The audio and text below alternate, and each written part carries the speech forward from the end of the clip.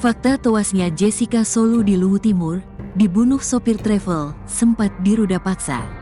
Kasus tewasnya karyawan PT IMIP Morowali, Jessica Solu alias Cika alias JJ, 23, telah terungkap. Kini, polisi telah berhasil menangkap pelaku yang membuat Jessica meregang nyawa. Usai ditangkap, pelaku pun telah mengakui membunuh korban. Sebagai informasi, penemuan jasad Jessica terjadi pada Rabu, tanggal 13 November tahun 2024, lalu di dekat jurang di daerah Dusun Sampuraga, Desa Kasintuwu, Kecamatan Mangkutana, Luwu Timur, Sulawesi Selatan. Bahkan, kasus ini pun sampai mendapat atensi dari Kapolda Sulsel, Irjen Pol Yudiawan.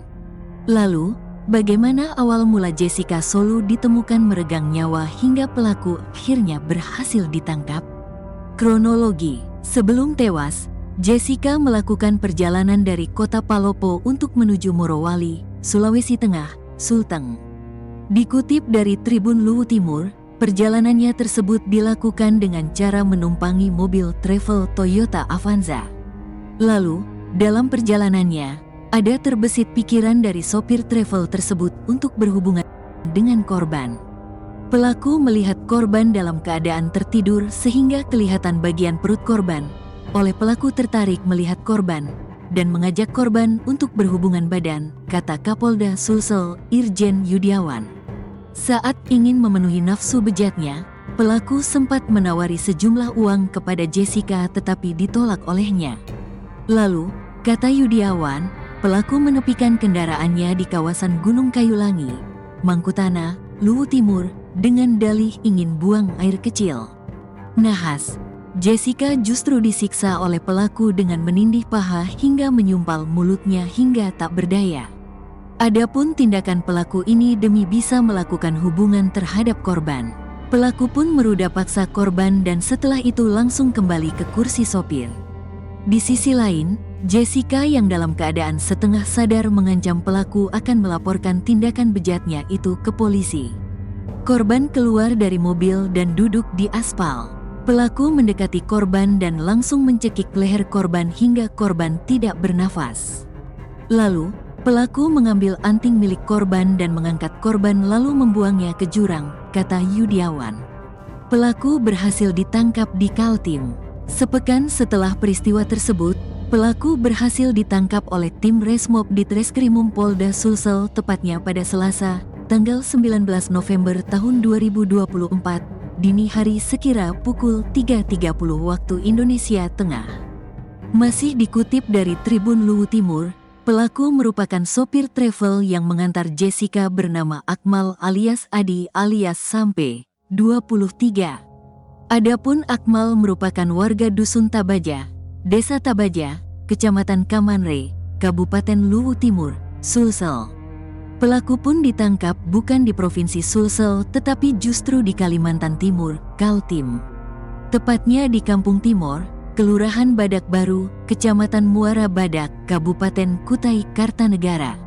Saat diperiksa, Akmal pun telah mengakui perbuatannya dengan menghabisi Jessica. Jessica sudah dimakamkan, keluarga terpukul. Jenazah Jessica pun telah dimakamkan oleh pihak keluarga di kampung halamannya di Lembang Batualu Selatan, Kecamatan Sanggala Selatan, Tanah Toraja, Sulsel pada Senin, tanggal 18 November tahun 2024, pukul 15 waktu Indonesia Tengah.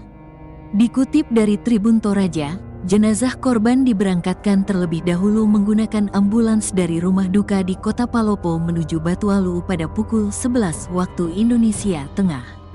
Keluarga pun tak kuasa menahan tangis ketika melihat jenazah Jessica sudah berada di dalam peti mati berwarna putih.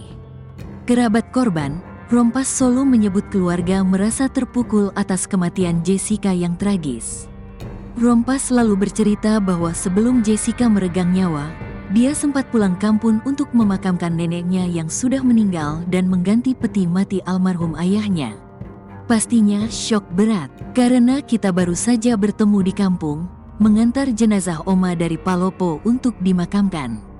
Baru-baru melepas sedih, air mata belum kering, ikut lagi Jessica, ungkap Rompas Solu saat dikonfirmasi Tribun Toraja. Senin, tanggal 18 November tahun 2024. Rompas mengatakan jenazah Jessica dimakamkan di Paten, kuburan khas keluarga Toraja, bersama dengan nenek dan ayahnya. Sosok Andi Gugun alias Akmal, sopir travel pembunuh Jessica Solu, residivis kasus pencurian.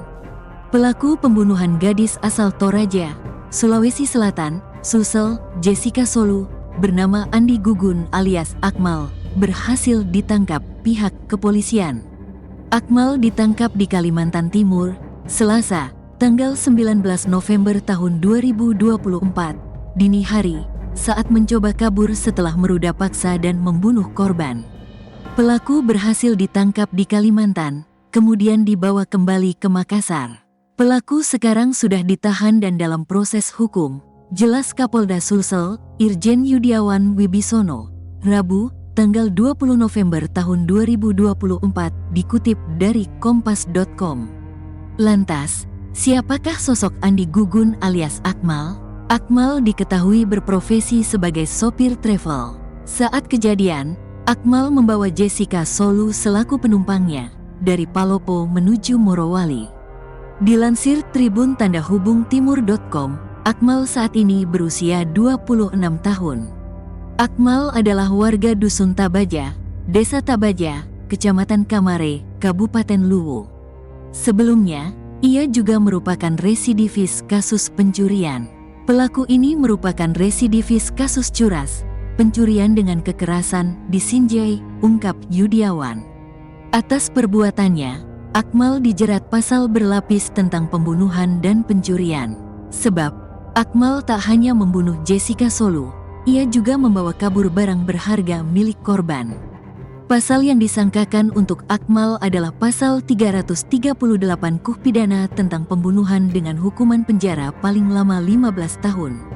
Kemudian, pasal 365 ayat 3 KUHP, yakni tindakan pencurian dengan kekerasan yang mengakibatkan kematian. Akmal juga disangkakan pasal tindak pidana kekerasan seksual atau pasal 6 huruf B-Jo. Pasal 15 huruf OU nomor 12 tahun 2022 tentang tindak pidana kekerasan seksual dengan maksimal hukuman 12 tahun dan atau denda hingga 300 juta rupiah. Pasal terakhir, tindak pidana penganiayaan yang mengakibatkan hilangnya nyawa seseorang sebagaimana dimaksud dalam pasal 351 ayat 3 KUH pidana, diancam hukuman penjara paling lama 7 tahun, urai Yudiawan. Sebagai informasi, Akmal langsung kabur ke Parepare setelah membunuh korban dan menumpangi kapal laut menuju Kalimantan Timur.